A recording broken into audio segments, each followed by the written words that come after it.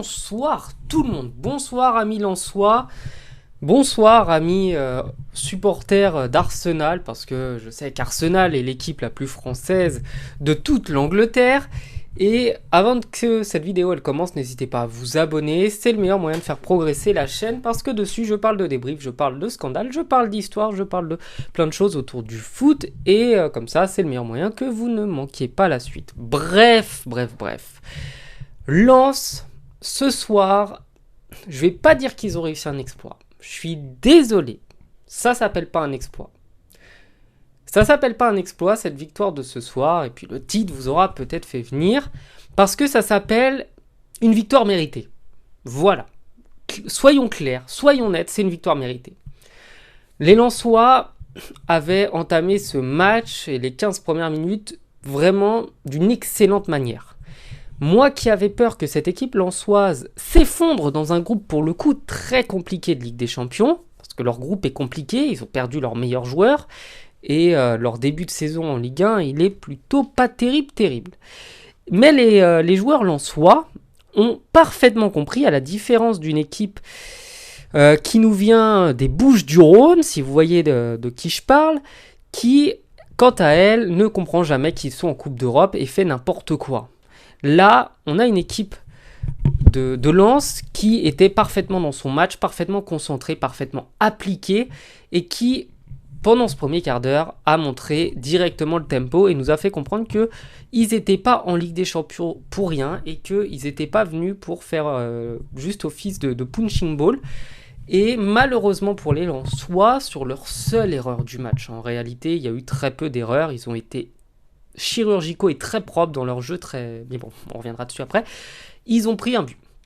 Ils ont perdu le ballon, et puis sur un geste de tueur de Gabriel Jesus, il n'y a strictement rien à faire, son geste est juste parfait, trop rapide, une exécution éclair, et ça nous faisait 1-0. Je vais pas dire contre le cours du jeu, parce que Arsenal ensuite a eu quand même une grosse phase de domination, et même si on sentait les Lensois capables de revenir dans la partie, on a surtout senti les joueurs d'Arsenal qui géraient leur match. Ils géraient bien leur match, ils étaient parfaitement appliqués, et c'est eux aussi sur une erreur, une petite perte de balle au milieu de terrain qui se sont fait contrer, et là pour le coup le but des Lensois, c'est magique. Ça a montré dans toutes les écoles de foot, parce que c'est allé déjà très vite, dans un premier temps. Ça a joué en une touche de balle, 2 touches de balle grand max.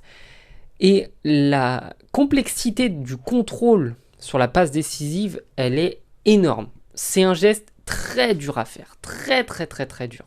Parce que le ballon il arrive vite, parce que le ballon il arrive haut, et parce que surtout le joueur il n'est pas forcément dans une position où il est vraiment avec un grand équilibre.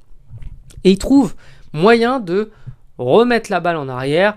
Le geste est magique, grandiose, merveilleux, et la frappe elle est d'une puissance folle, elle finit dans le petit filet, c'est tout simplement inarrêtable, et ça nous faisait un partout.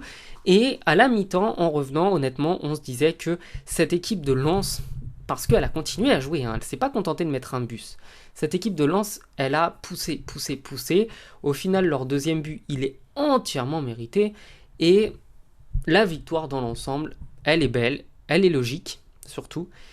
Et maintenant, une fois qu'on a encensé les Lensois, et c'est bien mérité, je vais pouvoir vous expliquer pourquoi c'est mérité, pourquoi c'est logique. Et bah tout simplement parce que, comme je l'ai dit en première partie, ils ont été concentrés. Ils ont compris que le match avait un enjeu énorme. C'est le premier point. Ensuite, les Lensois ont aussi eu une maîtrise défensive impressionnante. Ils ont été cohérents, ils ont été logiques, ils ont été intelligents dans leur façon de défendre, et Brice Samba a été décisif sur les quelques fois où la défense ne pouvait tout simplement pas arrêter l'attaquant, et a forcément laissé un petit peu d'espace, parce qu'un goal ne peut pas, une défense ne peut pas tout bloquer, et Brice Samba a répondu présent. Ça c'est super important. Le milieu de terrain et les attaquants lensois ont joué intelligemment aussi.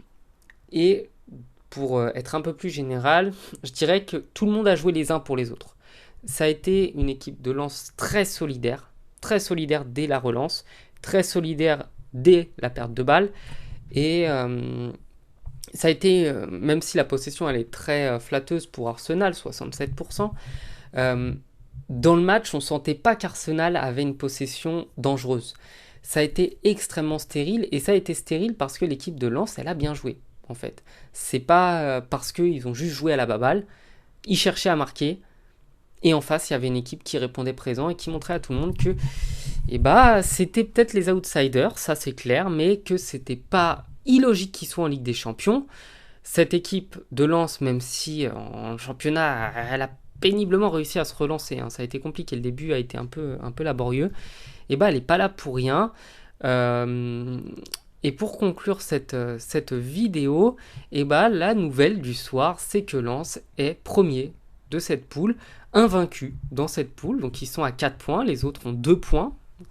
Et ce qui veut dire que Lens prend 2 points d'avance sur les autres.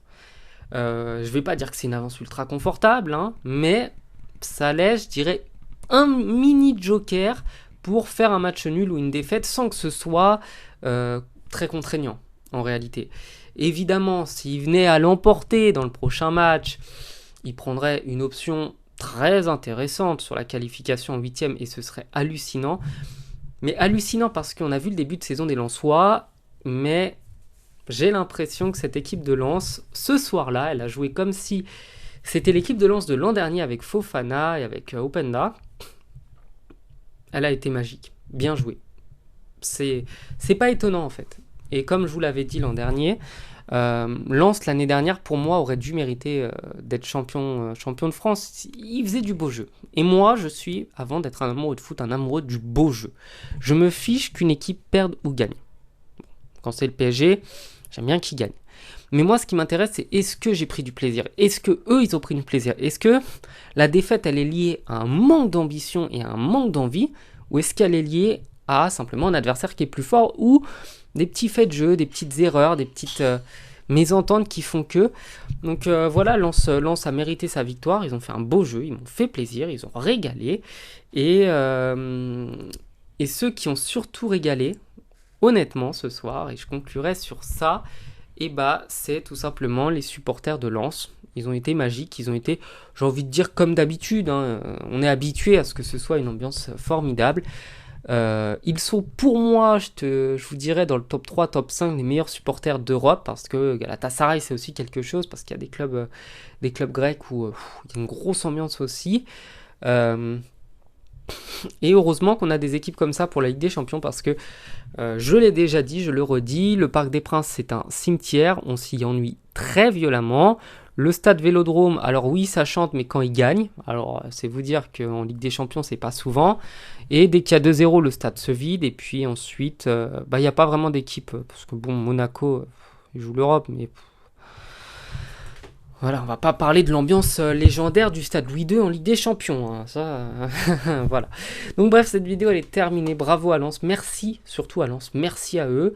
On attend de voir ce que le PSG fera demain, mais si on finit la deuxième journée avec aucune équipe vaincue en poule de Ligue des Champions, c'est un bon truc pour purée, je finis la vidéo comme n'importe comment, pour le point d'indice UEFA, voilà. Désolé, je suis fatigué. Je vous souhaite de passer une bonne soirée, je vous dis à bientôt sur la chaîne, ciao.